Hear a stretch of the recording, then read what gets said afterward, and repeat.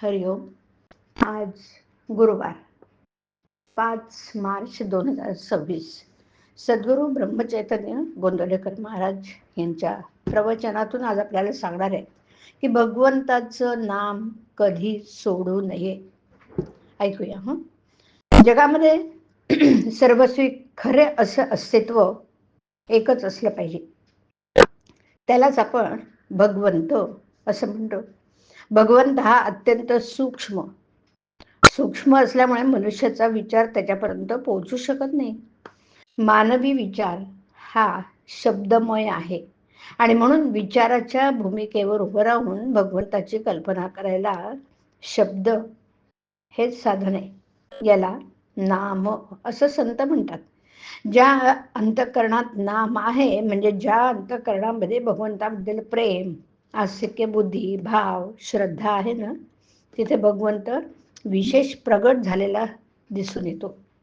भगवंताबद्दल आस्तिक्य बुद्धी असणं म्हणजे स्वतःबद्दल नास्तिक्य बुद्धी असणे होय. एका म्यानात ज्याप्रमाणे 2 तलवारी राहू शकत नाहीत, त्याप्रमाणे भगवंत आणि अहमपणा एका अंतःकरणात राहू शकत नाहीत. संत हे भगवंताशी एकरूपच झालेले असतात. भगवंताचं नाम घेणं म्हणजे आपल्या कर्तेपणाचा अभिमान कमी करणं. नामाचं प्रेम लागलं म्हणजे कर्तेपणाचा अभिमान कमी होतो. कर्तेपणा भगवंताकडे सोपवल्यावर आपली स्वतःची इच्छा राहतच नाही आणि जिथे इच्छा नाही तिथे यश अपयशाचं महत्त्व उरत नाही. कधी सुख तर कधी दुःख, कधी यश तर कधी अपयश.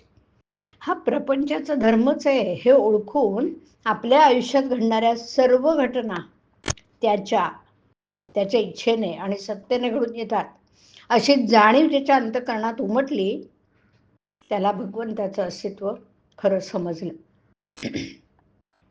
मी खरा नसून तोच खरा आहे हे सांगण्यासाठी जिथे मीच उरत नाही हे खरी पूर्णावस्था, तिथे मी त्याला जाणतो हे देखील संभवत नाही.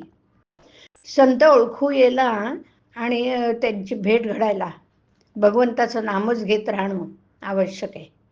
आणि नाम घेत असताना सदाचरण कधी सोडू नये, नीतीच्या मर्यादा कधी ओलांडू नयेत, निराश कधी बनू नये, देहाला उगीच कष्ट होऊ नये. पण काही झाले तरी भगवंताचं नाम कधी सोडू नये. कर्तव्याचे फळ प्रारब्धाधीन असल्याने जे फळ मिळेल त्यात समाधान मानावं. किंबहुना भगवंताच्या सत्तेने सर्व सूत्र हलतात म्हणून प्रारब्ध देखील त्याच्या नजरेखाली काम करते. नाम घेणं म्हणजे सर्वस्व देणेच होय. मोठा अधिकारी आपल्या सहीचा शिक्का करतो. तो ज्याच्या हातामध्ये असतो तो मनुष्य त्या शिक्क्याने साहेबा इतकेच काम करून घेऊ शकतो. हे जसं व्यवहारामध्ये आहे ना, अगदी तसंच भगवंताच्या बाबतीत आहे. जे काम प्रत्यक्ष भगवंत करतो तेच काम त्याचे नाम करीत असते. भगवंताचं प्रेम एकदा चिकटलं की त्याच्या आड दुसरं काही येत नाही. हरिओम. हरिओम तत्सत. हरिओम.